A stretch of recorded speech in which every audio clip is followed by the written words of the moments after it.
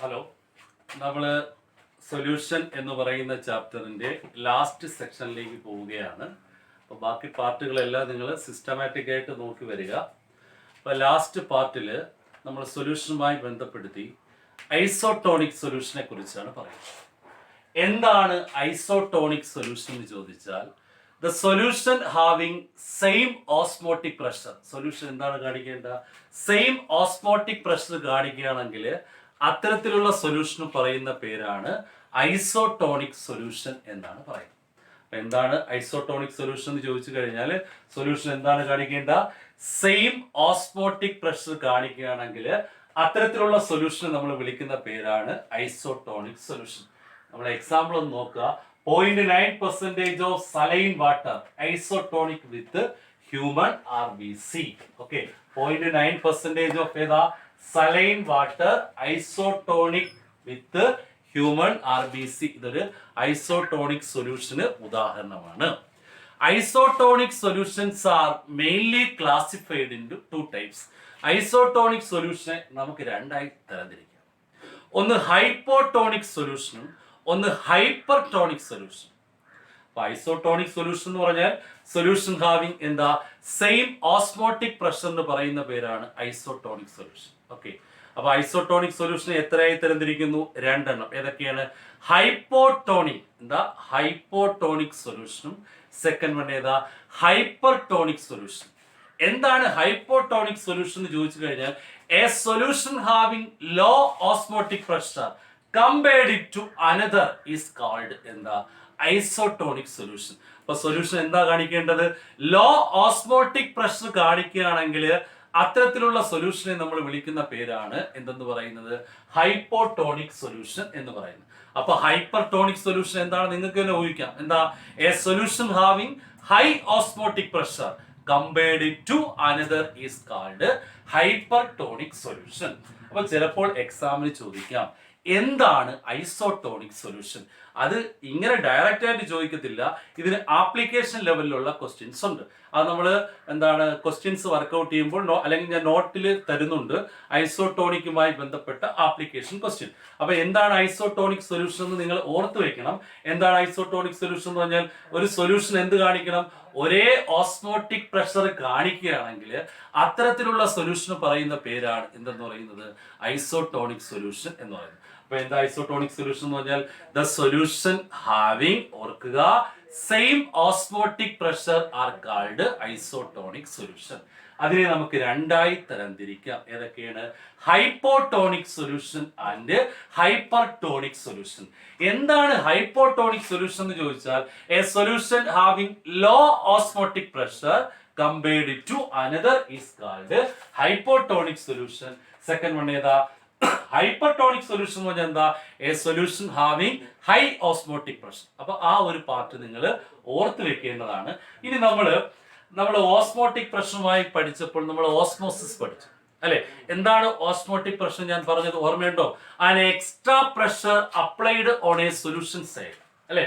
ഒരു extra pressure ഇവിടെ apply ചെയ്യുന്നു, സൊല്യൂഷന്റെ സൈഡിൽ അപ്ലൈ ചെയ്യുമ്പോൾ അത് എങ്ങനെയാണ് മൂവ് ചെയ്യുന്നത്? Solvent to solution through a semi permeable membrane. എന്താണ് സെമി പെർമബിൾ മെംബ്രെയിൻ എന്ന് പറഞ്ഞാൽ? സോൾവെന്റിൽ കൂടി കടക്കുകയും സൊല്യൂട്ടിൽ കൂടി കടക്കാതിരിക്കുകയും ചെയ്യുന്നു. അതിന് പറയുന്ന പേരാണ് സെമി പെർമബിൾ മെംബ്രെയിൻ എന്ന് പറയും. അപ്പൊ ഈ ഓസ്മോസിസ് ഞാൻ ഓർമ്മിപ്പിച്ചത് നമുക്ക് അതുമായി ബന്ധപ്പെട്ടൊരു കാര്യമാണ് പഠിക്കേണ്ടത്. അതിന് പറയുന്ന പേര് റിവേഴ്സ് ഓസ്മോസിസ് എന്നാണ് പറയുന്നത്. എന്താണ് പറയുന്ന പേര്? Reverse osmosis. അവിടെ സോൾവെന്റ് ടു സൊല്യൂട്ട് ആയിരുന്നു. അപ്പൊ റിവേഴ്സ് ഓസ്മോസിസ് ആകുമ്പോൾ എന്താണ്? Solute to solvent. അത്ര വ്യത്യാസം മാത്രമേ ഉള്ളൂ. പറഞ്ഞു മനസ്സിലായി? അപ്പൊ നമ്മൾ എന്ത് ചെയ്യുന്നു? ഒരു എക്സ്ട്രാ പ്രഷർ അപ്ലൈ ചെയ്യുന്നു. എക്സ്ട്രാ പ്രഷർ അപ്ലൈ ചെയ്തിട്ട് ഓസ്മോസിസിലാണെങ്കിൽ സോൾവെന്റ് ടു സൊല്യൂട്ട്, റിവേഴ്സ് ഓസ്മോസിസിലാണെങ്കിൽ എന്താണ്? Solute to solvent through a semi permeable membranes are called. അതിന് പറയുന്ന പേരാണ് റിവേഴ്സ് ഓസ്മോസിസ് എന്ന് പറയുന്നത്. ഓക്കെ, അപ്പൊ ഓസ്മോസിസ് അല്ലെങ്കിൽ ഓസ്മോട്ടിക് പ്രഷറിന് ഓപ്പോസിറ്റ് ആയി വരുന്ന ഒരു പ്രോസസ്സാണ് എന്ന് പറയുന്നത് റിവേഴ്സ് ഓസ്മോസിസ് എന്ന് പറയുന്നത്. ഓസ്മോട്ടിക് പ്രഷറിലാണെങ്കിൽ നമ്മൾ സോൾവെന്റ് ടു ഏതാ പറഞ്ഞത്, സൊല്യൂട്ട് എന്നാണ് പറഞ്ഞത്. റിവേഴ്സ് ഓസ്മോസിസ് ആകുമ്പോൾ സൊല്യൂട്ട് ടു എന്താകും, സോൾവെന്റ് ആകും. അപ്പൊ ഞാൻ രണ്ട് ടോപ്പിക്കാണ് പറഞ്ഞത്. ഐസോട്ടോണിക് സൊല്യൂഷൻ പറഞ്ഞു, അതിന് രണ്ട് ക്ലാസിഫിക്കേഷൻ ഉണ്ടെന്ന് പറഞ്ഞു. ഏതൊക്കെയാ, hypotonic solution and hypertonic solution. അത് നന്നായിട്ട് പഠിക്കുക. അതുമായി ബന്ധപ്പെട്ട ആപ്ലിക്കേഷൻ ക്വസ്റ്റ്യൻ ഉണ്ട്, അത് ഞാൻ ചെയ്യിപ്പിക്കും. ഓക്കെ. പിന്നെ ഞാൻ പറഞ്ഞത് ഓസ്മോസിസ് നമ്മൾ കഴിഞ്ഞ ക്ലാസ്സുകളിലൊക്കെ ഡിസ്കസ് ചെയ്തതാണ്. ഓസ്മോട്ടിക് പ്രഷറുമായി ബന്ധപ്പെട്ട കാര്യം. ആ ഓസ്മോട്ടിക് പ്രഷറുമായി ബന്ധപ്പെട്ട ഒരു ടോപ്പിക്കാണ് റിവേഴ്സ് ഓസ്മോസിസ്. അവിടെ നമ്മൾ എന്താണോ പറഞ്ഞത് അതിന് ഓപ്പോസിറ്റ് ആയി വരുന്ന ഒരു പ്രോസസ് ആണ് എന്ന് പറയുന്നത് റിവേഴ്സ് ഓസ്മോ. അവിടെ എന്താണ്, സോൾവെന്റ് ടു സൊല്യൂട്ട്. ഇവിടെയാണെങ്കിൽ സൊല്യൂട്ട് ടു സോൾവെന്റ്. അപ്പൊ ഈ രണ്ട് ടോപ്പിക്കുകളും നിങ്ങൾ ഓർത്ത് വെക്കുക. ഓക്കെ. ഇനി നമുക്ക് പഠിക്കാനുള്ള ഒരു ടോപ്പിക്കാണ്. ഇനി രണ്ട് ടോപ്പിക് കൂടെ മാത്രമേ ഉള്ളൂ. Abnormal molecular mass and van Hoff factor. അപ്പൊ ഈ രണ്ട് ടോപ്പിക് കൂടെ ആകുമ്പോൾ നമ്മൾ തീരും. അബ്നോർമൽ മോളിക്കുലാർ മാസ് എന്ന് പറയുന്നത് നമ്മൾ the molecular mass calculated by colligative property measurement sometimes differ from normal value എന്ന് പറഞ്ഞാൽ നമ്മൾ ഈ കോളിഗേറ്റീവ് പ്രോപ്പർട്ടി നമ്മൾ കാൽക്കുലേറ്റ് ചെയ്യുന്നത് അബ്നോർമൽ മോളിക്കുലാർ മാസ് ഉപയോഗിച്ചാണ്. ചില സമയങ്ങളിൽ അതിന്റെ വാല്യൂസിൽ എന്ത് വരുന്നു, വ്യത്യാസം വരുന്നു. ചില സമയങ്ങളിൽ നമുക്ക് ആ നോർമൽ വാല്യൂസ് അല്ല നമുക്ക് കിട്ടുന്നത്. അത്തരത്തിലുള്ള മോളിക്കുലാർ മാസിന് പറയുന്ന പേരാണ് അബ്നോർമൽ മോളിക്കുലാർ മാസ്. ഇത് പ്രധാനമായിട്ടും ഉണ്ടാകുന്നത് അസോസിയേഷൻ ആൻഡ് ഡിസോസിയേഷൻ എന്ന് പറയുന്ന രണ്ട് പ്രധാനപ്പെട്ട പ്രോസസ്സ് കാരണമാണ് അബ്നോർമൽ മോളിക്കുലാർ മാസ് നമുക്ക് ഉണ്ടാകുന്നത്. അപ്പൊ അബ്നോർമൽ മോളിക്കുലാർ മാസ് എന്ന് പറയുന്നത് നമ്മൾ കോളിഗേറ്റീവ് പ്രോപ്പർട്ടി കാൽക്കുലേറ്റ് ചെയ്യാൻ വേണ്ടി നമ്മൾ ഉപയോഗിക്കുന്നതാണ്. ചില സമയങ്ങളിൽ ഇതിന്റെ വാല്യൂസിൽ എന്ത് വരുന്നു, വ്യത്യാസം വരുന്നു, അല്ലെ? അത്തരത്തിലുള്ള മാസിന് പറയുന്ന പേരാണ് അബ്നോർമൽ മോളിക്കുലാർ മാസ്, അല്ലെ? അത് നമ്മൾ പ്രധാനമായി ഉണ്ടാകുന്ന എന്താണ്, it is due to the ഏതാ അസോസിയേഷൻ അല്ലെങ്കിൽ ഏതാ ഡിസോസിയേഷൻ എന്ന് പറയുന്ന പ്രോസസ്സ് കൊണ്ടാണ് ഉണ്ടാകുന്ന. ഇതുമായി ബന്ധപ്പെട്ട ആപ്ലിക്കേഷൻ ക്വസ്റ്റ്യനും ഉണ്ട്, അതും ചെയ്യിപ്പിക്കും. അപ്പൊ ഞാൻ തൊട്ട് മുമ്പ് പറഞ്ഞതാണ് നമ്മൾ ഐസോട്ടോണിക് സൊല്യൂഷനുമായി ബന്ധപ്പെട്ട ക്വസ്റ്റ്യൻ ഉണ്ട്, അതുപോലെ തന്നെ അബ്നോർമൽ മോളിക്കുലാർ മാസുമായി ബന്ധപ്പെട്ട ക്വസ്റ്റ്യൻ ഉണ്ട്. ഓക്കെ.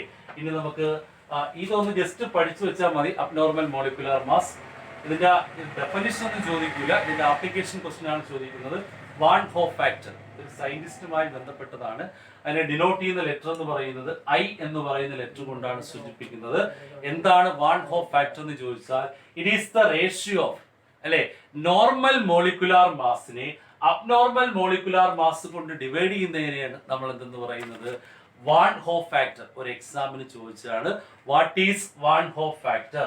വാൻ ഹോഫ് ഫാക്ടർ എന്ന് പറഞ്ഞാൽ എന്താ, it is the ratio of ഏതാ നോർമൽ മോളിക്കുലാർ മാസ് ടു എന്താ അബ്നോർമൽ മോളിക്കുലാർ മാസ്. അല്ലെങ്കിൽ ചിലപ്പോൾ വേറെ രീതിയിലും സ്കൂളിൽ പറയാം. എങ്ങനെ പറയാം, ഒബ്സർവ്ഡ് കോളിഗേറ്റീവ് പ്രോപ്പർട്ടിയെ നമ്മൾ ഏതുകൊണ്ട് ഡിവൈഡ് ചെയ്യുക, കാൽക്കുലേറ്റഡ് കോളിഗേറ്റീവ് പ്രോപ്പർട്ടി കൊണ്ട് ഡിവൈഡ് ചെയ്യുന്നതിനെയാണ് നമ്മൾ എന്തെന്ന് പറയുന്നത്, വാൻ ഹോഫ് ഫാക്ടർ എന്ന് പറയുന്നത്.